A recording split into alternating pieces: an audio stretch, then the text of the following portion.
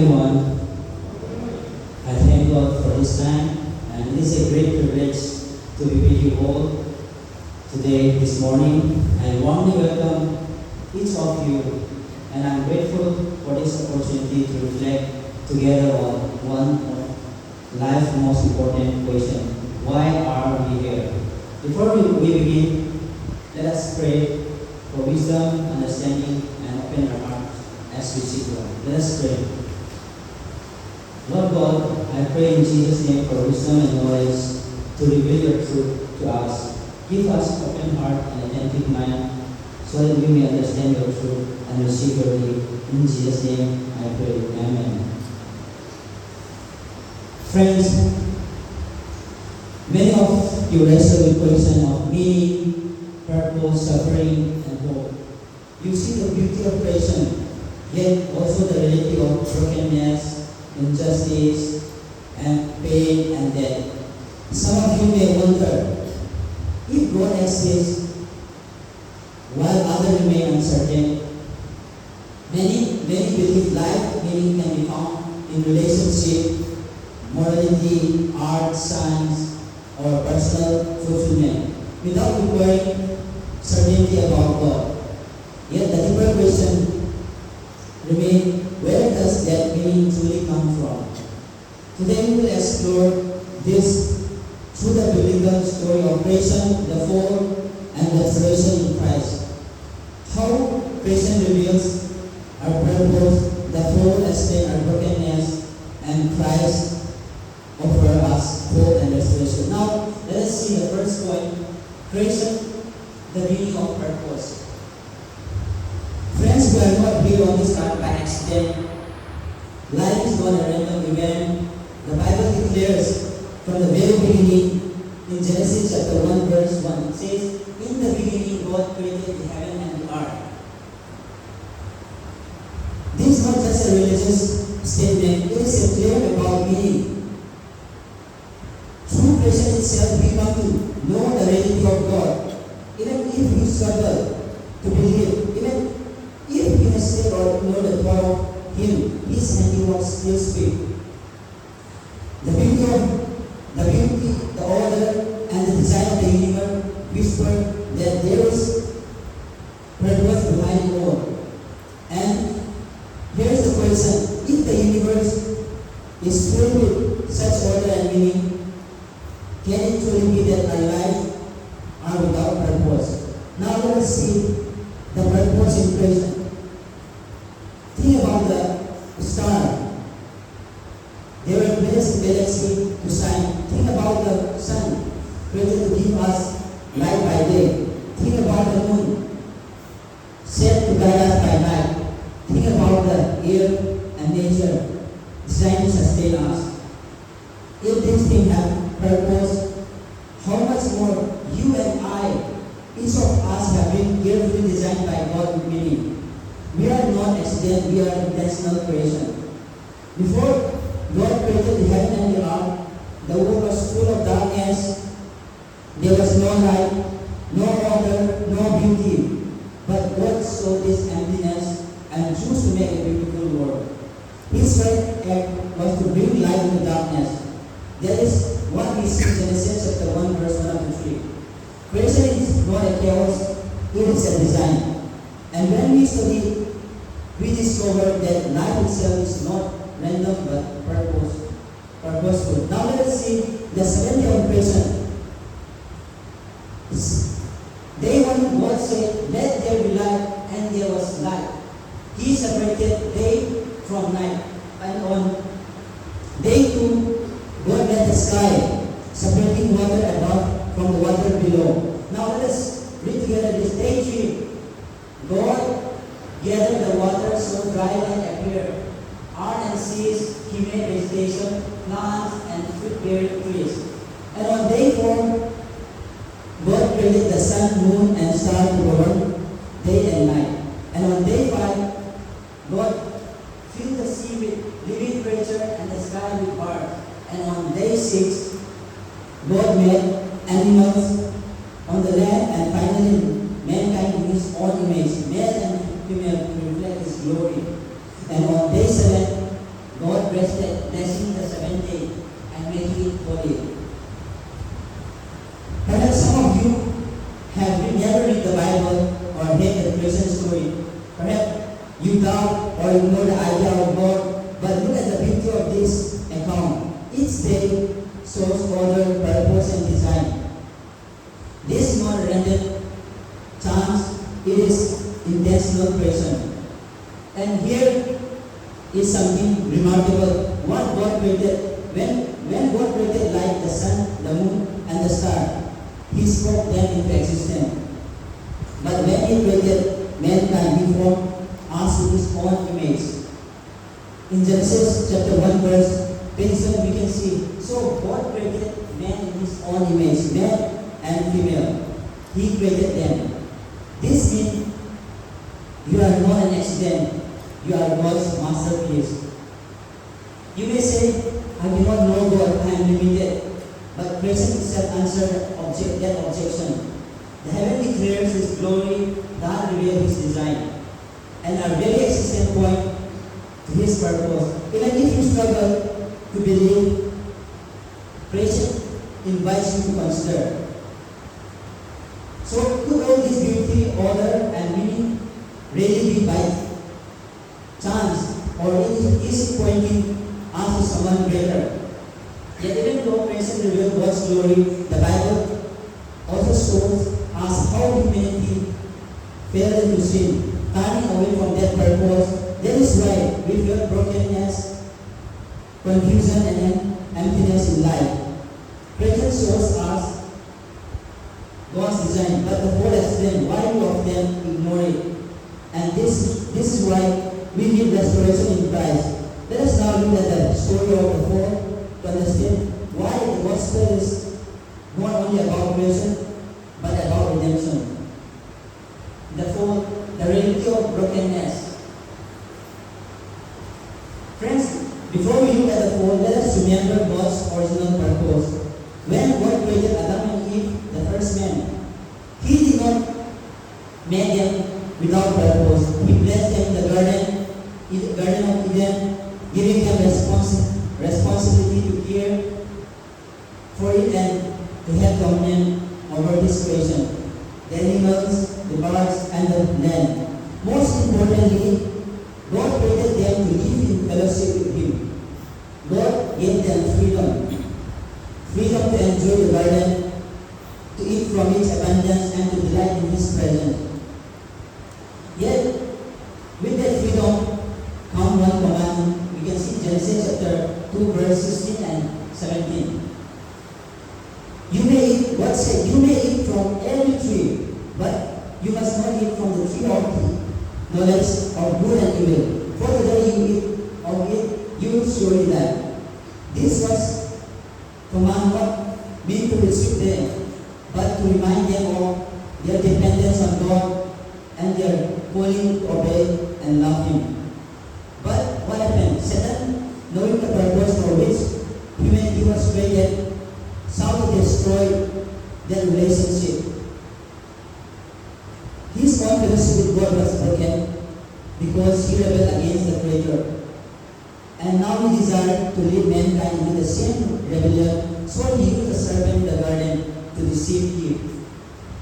Notice how the serpent said, has God indeed said, you shall not eat of every tree of the garden? In Genesis chapter 3 verse 1. The serpent was subtly questioning God's word and making Eve doubt what God had clearly commanded. Notice how the serpent approached Eve. He did not begin by openly denying God. Instead, he began by creating doubt. He asked, did God really say you must not eat from any tree in the garden? Friends, doubt is often the doorway to disobedience. If explained God's command, what happened? The serpent twisted the truth, saying, you will not surely die. God knows that when you eat of it, your eyes will be open and you will be like God, knowing good and evil. The temptation was not about fruit, it was about pride, independence, and desire. to be one's own God. So now, Eve looked at the fruit and it was pleasing to the eyes, desirable for gaining wisdom. She looked it and ate. Then she gave it to Adam, and he ate as well. In that moment, humanity chose to trust the serpent lie instead of God's fruit. This was the first act of rebellion against the Creator. After eating the fruit, immediately their eyes were opened, but not to freedom as promised by God. Instead, they saw their nakedness and felt ashamed. They tried to cover themselves by fig leaves, hiding one another and from God. But still then God was going to both of them in the garden. Friend, sin always promises enlightenment but delivers emptiness. It promises freedom but brings bondage. It promises life but what happens? It leads to death. Dear friend, the story is not just about ancient history, it is our story. Each of us has faced the same temptation to doubt God, to trust our own wisdom, and to ignore His word. And just like Adam and Eve, we find ourselves broken, ashamed, and hiding. This explains why the world feels so dark, why our heart wrestles with emptiness, and why humanity struggles with meaning. The fall is not just a tale, it is the explanation of human condition. From that onward, humanity became sinner in the sight of God. As Scripture says in Romans chapter 3, verse 23, for all have sinned and fall short of the glory of God. These realities pass down from generation to generation, and even Psalms says, Psalm 51 verse 5 says that surely I was born for iniquity, and in sin my mother conceived me. Sin clouds our wisdom, leading us into doubt and unbelief, and the consequence of sin is serious, friends. And the Bible says the wages of sin is death, not just physical death, but eternal separation from God. The Bible also describes this as eternal death in hell, where Satan and his followers face judgment. Yet here's the good news: though the wages of sin is death, the gift of salvation, the gift of God is eternal life in Christ Jesus.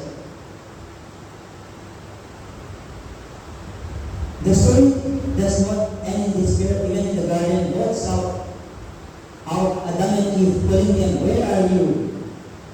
That same God is calling to you today. Those who enter the world through disobedience, who enter the world through Jesus Christ.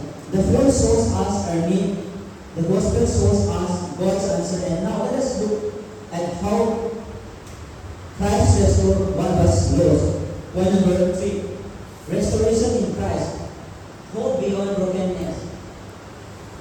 Friends, human life is filled with brokenness, and we see in broken relationship, guilt, shame, injustice, suffering, disappointment, and finally death. Even when we try to live good life, we often struggle between what we know is right and what we actually do. Christianity explains this condition through the story of the fall in the Garden of Eden. When Adam and Eve disobeyed God, their relationship was broken, and humanity has lived under the power of sins ever since. This raises an important question: if humanity is truly broken, is restoration possible? Christianity answered yes. In the Old Testament, sacrifices were commanded by God as symbol of atonement, showing that sin is serious and reconciliation comes at a cost. Yet these sacrifices were temporary, pointing toward something greater. The good news is that God did not abandon humanity out of love. He entered his history to restore what was lost. We can see in John chapter 3 verse 16. The Bible says, "For God so loved the world that He gave His one and only Son, that whosoever believes in Him shall not perish but have eternal life. This is God's love, eternal life in Christ Jesus. Whom God sent for us, this Jesus lived the perfect life we could not live, friends. He did not come merely to teach us how to be a better person, better people. He came to deal with the deepest problem of humanity, sin and separation from God. As we read in Romans chapter 3 verse 23, all have sinned and fall short of the glory of God. And now we may have the mindset of doubt to God and could not accept the knowledge to know God. But what we can see is the love of God in Jesus Christ. There we can see the Bible, Romans chapter 5 verse 8. But God demonstrated His own love for us in this. For while we were still sinners, Christ died for us. On the cross, Jesus absorbed the consequences of human rebellion, the sin we commit in our thought, words, and deed. So that forgiveness and reconciliation could be offered through Jesus Christ. And His death was not the end. On the third day, He rose again. Hallelujah. So we get death and despair are not the final word. His resurrection proclaimed that forgiveness, hope, and eternal life are possible.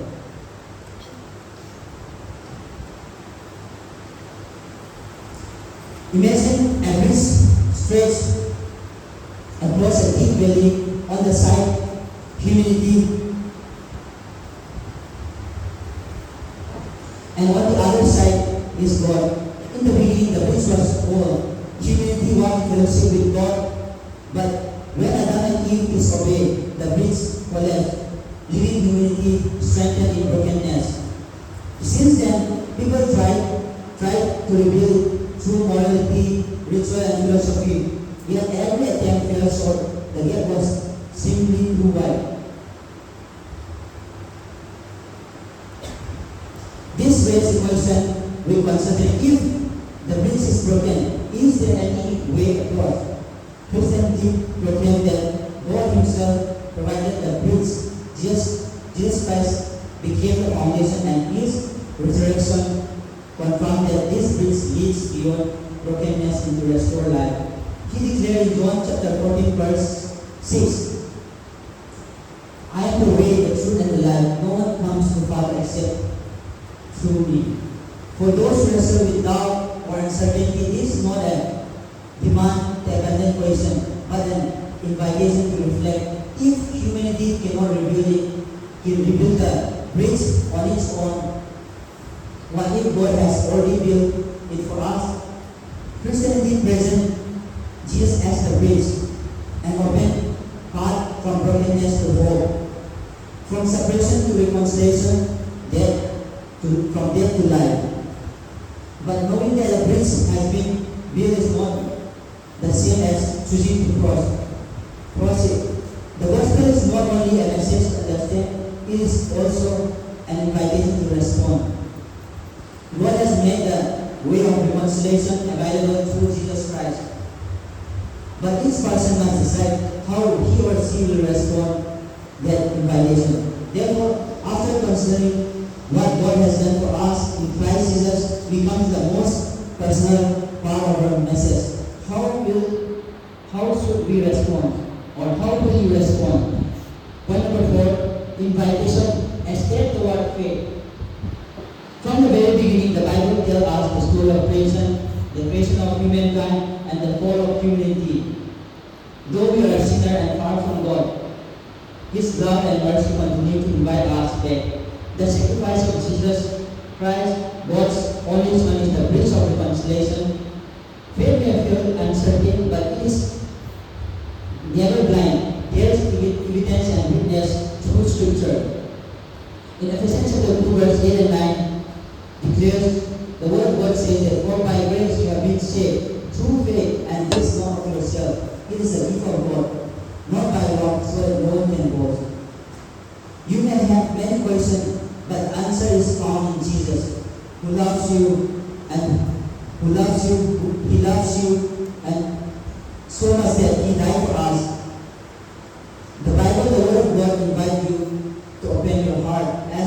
Revelation chapter 3 verse 20 says, I stand in the door and knock. If anyone hear my voice and open the door, I will come in and eat with that person and they with me. This is not about religion, it is about relationship. Jesus is not a God of confusion. He is the answer to life and eternity. He calls you to come by faith, not by your good deeds or not good doubt. He can forgive your sin, give your life a purpose, and open the door to heaven. In Him are hidden all the treasures of wisdom and knowledge, friends. There is no other name under heaven by which we can be saved. Only in the name of Jesus Christ there is salvation. Amen. And in Romans chapter 10 verse 9 and 10 we can see the word of God says, if you confess with your mouth Jesus is Lord and believe in your heart that God raised Him from the dead, you will be saved. For it is with your heart that you believe and are justified, and it is with your mouth that you profess your faith and are saved. As Scripture says, anyone who believes in Him will not be put to shame. In the Bible, we read about a man named Thomas, one of Jesus' disciples. He walked with Jesus, stayed with Him during ministry, and even here Jesus speaks about His coming persecution. Yet after Jesus rose from the dead, Thomas struggled to believe. He said, unless I see the nail mark in His hand and put my finger where the nail were and put my hand into His side, I will not believe. Thomas needed proof. What did Jesus do? Out of love, He came to Thomas and showed him His hand and His side pierced by the Roman soldier. Jesus gave Thomas the evidence he was seeking, and Thomas, once doubting, declared with conviction, saying, my Lord and my God. You can see in John chapter 20 verse 28. These words speak directly to those who call themselves agnostic. Thomas did proof and Jesus met him where he was. In the same way, if you say that God is unknowable, you will remain far from Him. But if you truly seek the truth and open your heart, you will discover that Jesus is real. He is not afraid of your question, friends. He invites you to explore, to see and to believe. As He said, then you will know the truth and the truth will set you free. In John chapter 8 verse 7 you can see. Now this comes the conclusion of our today's sermon. Today the same Jesus invites you. He does not force you, He calls you. You can continue searching all. You can take a step toward Christ and discover who He is. The bridge has been provided, the way has been opened. So the most important question is no longer simply, can God be known? The deeper question is, will I seek Him? As Jesus says in John chapter 14 verse 6, I am the way, the truth, and the life. If you come to Him, you can find forgiveness for your past, purpose for your life, hope in your brokenness, and eternal life beyond death. The invitation is before you. The question is, how will you respond? May God bless each one of you. Thank you.